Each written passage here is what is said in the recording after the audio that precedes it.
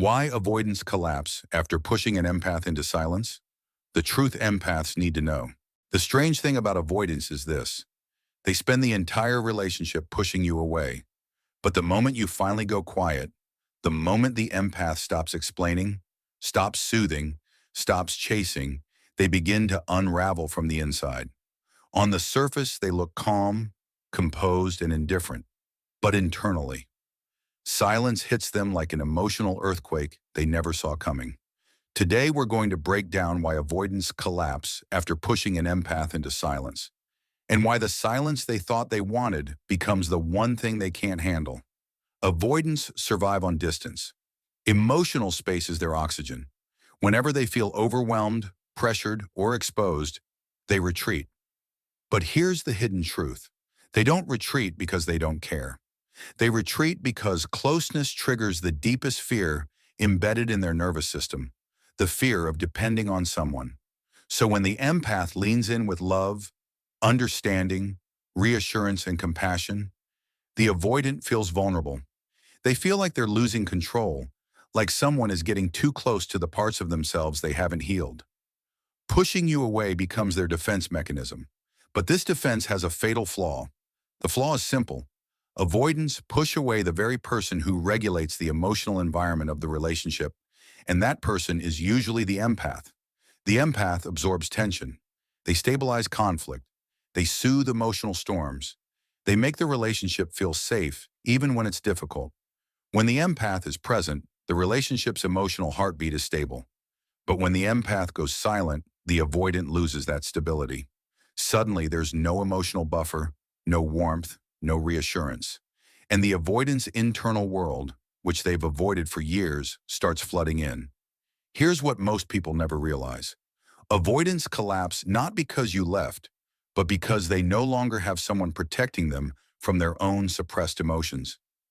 The empath was the emotional cushion that made their cold detachment bearable.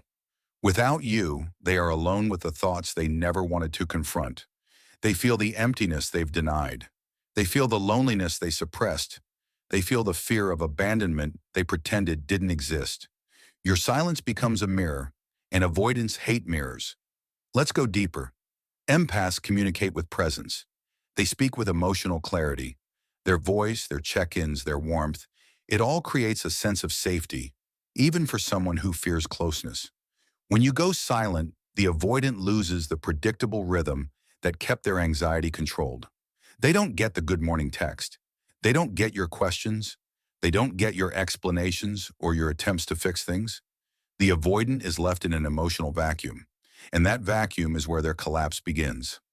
Avoidants rely on emotional distance, but they secretly rely on your emotional initiative.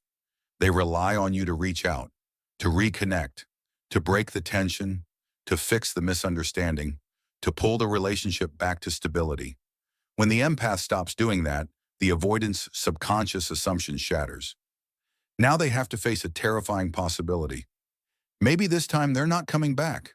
And suddenly, the very silence they thought they wanted becomes suffocating. Here's the paradox. Avoidants crave independence, but they fear abandonment even more deeply. When they push you away, they expect you to return, because that's what you've always done. But when you don't, when you step back, when you decide to stop carrying both sides of the relationship, the avoidance nervous system switches from fight or flee to freeze.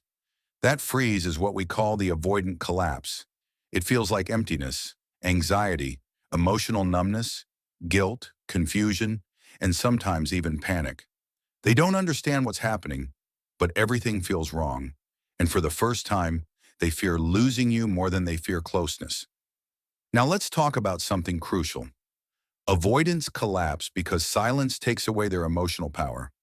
As long as the empath is speaking, explaining, giving, offering, trying, the avoidant feels in control. They regulate the pace, the distance, the emotional temperature. But the moment the empath goes silent, that power shifts. The avoidant can no longer control the interaction. They can no longer steer the connection. Silence puts them in a position they are not used to, reacting instead of controlling. And avoidants hate reacting. They hate feeling powerless. But that's exactly what silence does. Your silence also disrupts the avoidance narrative. They told themselves they didn't need you. They told themselves you were too emotional, too demanding, too intense, or too much. But when the silence sets in, the avoidant begins to question that story. They remember the comfort you gave. They replay your kindness. They recall how your presence softened their life. They realize you weren't too much. You were the balance they didn't know they needed. The collapse often comes with this painful realization. They pushed away the one person who actually made them feel safe. Here's where the collapse gets even deeper. Avoidants often suppress their emotions, but suppression is not the same as healing. It's emotional debt. And when the empath goes silent, that emotional debt comes due. Every unprocessed breakup, every abandonment wound, every childhood memory of emotional neglect, they all resurface. Your silence triggers unresolved trauma. And that is why avoidants feel overwhelmed, confused, irritable, or emotionally numb. They literally don't know how to handle the emotional weight their silence activated. But here's something you might not expect. Avoidants collapse because your silence feels like rejection. Even though they have been emotionally rejecting you for months or years, when you finally stop trying, it hits them as a deep personal rejection. Avoidants defend themselves by believing no one can hurt them. Silence proves that someone can, and that is the moment their emotional armor cracks. This is when they begin watching your stories, checking your profiles, revisiting old messages, remembering old moments, trying to reconnect with the emotional world they pushed away. So why do avoidants collapse after pushing an empath into silence? Because the empath is the emotional anchor. The empath is the emotional translator. The empath is the emotional stabilizer.